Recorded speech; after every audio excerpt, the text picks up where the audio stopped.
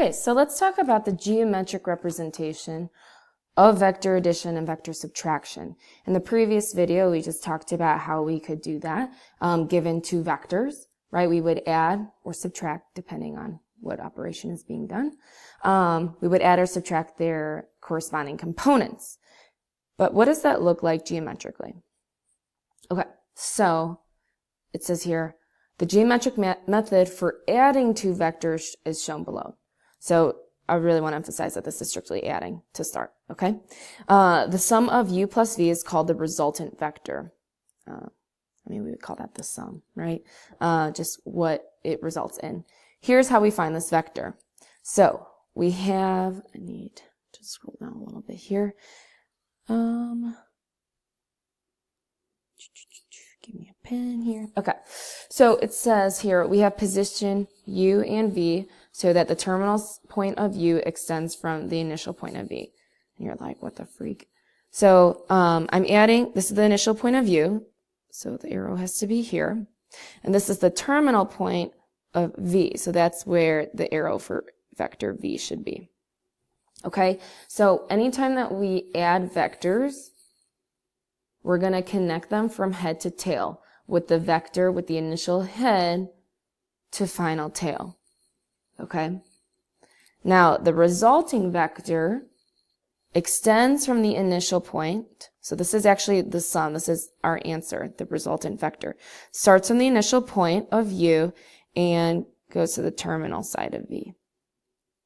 Okay, so this right here, what I just did in blue, is u plus v. That's our resultant vector. Okay?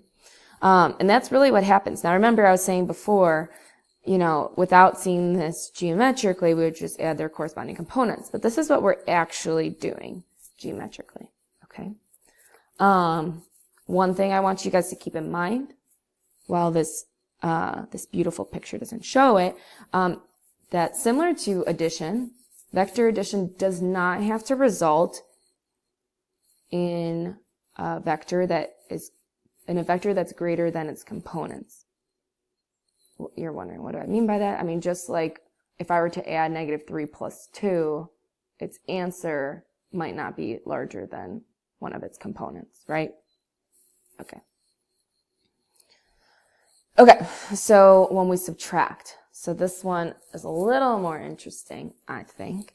So when we subtract vectors, obviously we're going to do v minus u. That is the same thing as doing v plus negative u, and I'll talk about that in a second. We're going to really focus on v minus u right now. So let's see.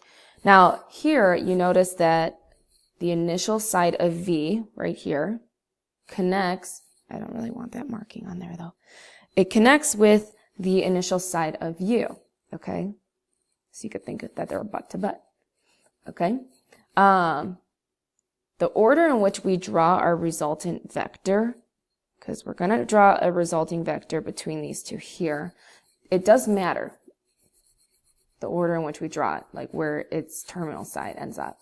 The order in which we draw the vector matters because it changes the direction, obviously, right? So in this case, my terminal side is going to finish with the terminal side of v. So right here, what I just drew in red is the resultant vector v minus u. Okay? Again, before we talked about how we would just subtract their corresponding component, but this is what we're actually doing geometrically. One thing that I want to point out, just because it does say here, it's the same thing as adding v plus the opposite of u. Because vectors, remember I said in the beginning here that these aren't fixed in space. We can move them. So this right here, as long as it has that same length, now it just has the opposite direction. This is the opposite of u, vector negative u, okay?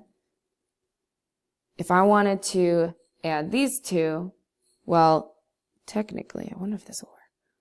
Technically, I could move this, right? And then if I connect them the way that we just talked about with vector addition, this would be v plus negative u. Notice that they have the same direction and the same length. They are the same vector. Okay? so in conclusion, vectors are directed line segments. We talked about that. When they're added, we need to connect head to tail. And when they're subtracted, we're going to be connected head to head or tail to tail.